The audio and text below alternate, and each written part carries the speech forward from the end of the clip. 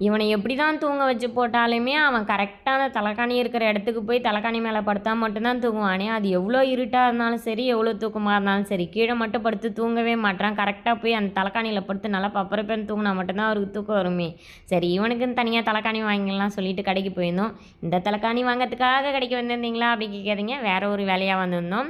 அதனால் வந்து சரி தலைக்காணியும் வாங்கிட்டு போயிடலாமே அப்படின்னு சொல்லிட்டு வந்தோம். சென்னை சில்க்ஸுக்கு தான் வந்திருந்தோங்களே. வேறு எங்கே வெளியில் வாங்கினாலும் இதுக்கு முன்னாடி ஒரு 2 வாட்டி வாங்கி நாங்கள் ஏமாந்துட்டோம். இலவமஞ்சி தலைக்காணின்னு சொல்லி விலையை மட்டும் அதிகமாக வச்சு வித்துடுறாங்க. ஆனால் உள்ளே பார்த்தீங்கன்னா வீணான பிறகு பிரித்து பார்த்தா அது இலவமஞ்சி மாதிரி தெரிய மாட்டேங்குது. அதுக்கப்புறம் போய் கேட்டோம்னா அது விலை அதிகம், அது இதுன்னு ஏதேதோ கதையெல்லாம் சொல்கிறாங்க.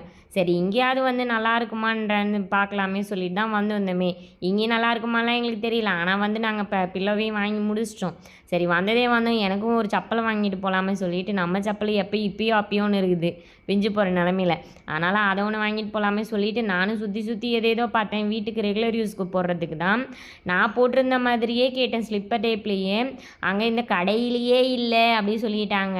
நானும் எதையோ மாற்றிலாம் போட்டு பார்த்தேன். நான் சரி ஏதாவது செட் ஆச்சுன்னா வாங்கலாமே சொல்லிட்டு எனக்கு இன்னும் இதை போட்டுட்டு இதை நான் வாங்கி 2 வருஷம் ஆகுது. ஆனால் இன்னமுமே நல்லா இருக்குது. வெளிலலாம் போட்டு போனோன்னு வச்சுக்கோங்களேன், அந்தளவு கால் வலியும் தெரியாது, நல்லா சாஃப்டாகவும் இருக்கும். அதனால் வந்து இதே மாதிரியே கேட்டேன், கடையிலேயே இல்லை அப்படி சொல்லிட்டாங்க. சரி, வந்ததே வந்தோம், ஒரு ஐஸ்கிரீமையாவது வாங்கி சாப்பிட்டு போகலாமே சொல்லிட்டு இங்கே ஐஸ்கிரீம் 5 ரூபா தான். எப்போ வந்தாலும் மிஸ் பண்ணாமல் இந்த ஐஸ்கிரீமை வாங்கி சாப்பிட்டுட்டு போங்க. பாய் பாய், இன்னொரு வீடியோவில் பார்க்கலாம்.